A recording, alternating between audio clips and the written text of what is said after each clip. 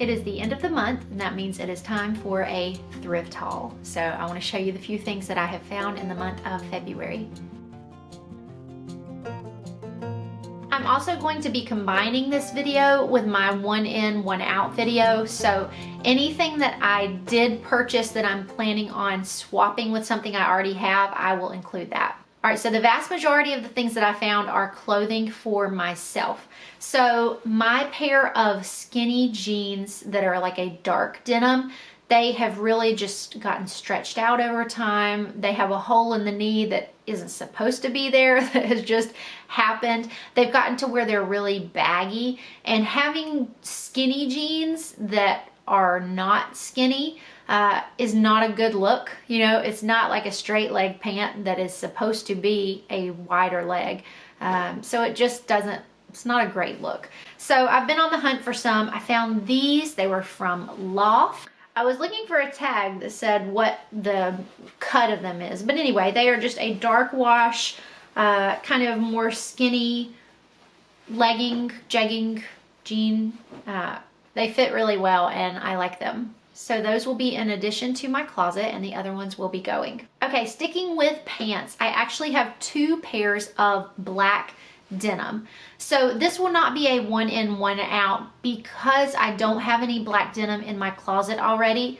But there is a possibility that I will only be keeping one of these pairs. I'm just not sure yet. So at the time when I was trying them on, I wasn't really sure, and I liked both pairs for different reasons. So I went ahead and purchased them both, knowing that I might not actually keep them both and one might end up going back. And that is the great thing about thrift shopping, is you can say that because the clothes are so inexpensive, so it's not this huge decision that you have to necessarily make right then. So they are both actually Old Navy. So the first pair that I tried on was this pair. They were new with tags, so that does make them a little bit higher, but even still they were only $5. So you can't complain for a brand new with tags pair of pants. So these are the Old Navy OG loose high-rise with secret smooth pockets, whatever that means. So I thought that they had a, I don't know how else to say it, I thought they had like a very cool vibe to them. So we're just gonna try them and see. They have the rough hem, which I think is a nice touch, and as I said, they are new with tags. And they are more of a longer crop, so I would say they come maybe just a little below my ankle. They're pretty long in length. And then the second pair, these are also Old Navy, and they are flare ankle jeans. So they have a button fly, and they also have the raw hem on the bottom, and they don't come down quite as far. And I did notice that the material on these is a little more of a stretch type material, so these are definitely more comfortable than the other ones. The other ones are more of an actual structured denim. So yeah, I will be playing around with those. I will be experimenting with wearing them different ways. And anytime that you experiment with something new, you have to just know that it is a process, and there will probably be outfit combinations I come up with that look great and some that are not that great, and that is how you learn and that is how you grow. All right, this next one is a dress. It is by a company called Orange Creek. And I am, again, on the fence about this one. I hope it'll work out. I don't know. It is a short sleeve dress, and it has this sort of, what do you call this type of bottom? Pleated? I guess it's just called pleated. But anyway, that's what the bottom looks like. The color is sort of a muted pink color.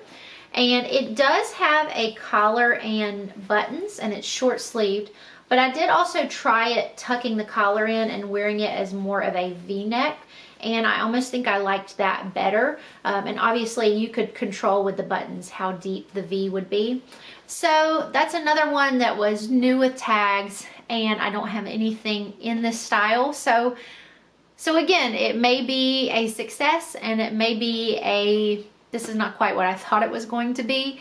And you know, even if you are retail shopping, that's still part of the process. Sometimes you still buy things and then change your mind and take them back. So I'm just trying to be easy with it, and you know, it's just all part of the process. All right, guys, I did forget to include that in that same clothing haul, I also got this pair of joggers. They are from A New Day, and they are just like a hunter green color, and it's not quite showing up true on camera, but they are really nice. They've got nice detail down the front. They're just really nice structured. They've got these faux pockets on the back. So I really love these. I was happy that I found them. They are in great condition. So that was one thing that I forgot to include. All right, so that is it in the clothing department. Moving on, I got this book. It is a Jen Wilkin book, and it is Women of the Word. And it says how to study the Bible with both our hearts and our minds. I will probably be doing a March reset where I talk about what I will be reading that month.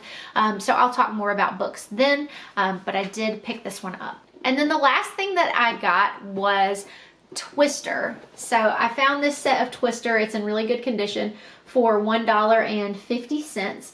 I'm curious what the actual retail price of Twister is right now, like on Amazon. So I'm going to put that here just as a comparison and as a reminder of why board games or floor games are such a fun and easy thing to find while you are shopping secondhand. This will probably not be a one in, one out just because this is a different kind of game. So for my purposes, it doesn't really make sense to get Twister but then let go of Scrabble, if that makes sense. Like, they're two very different games.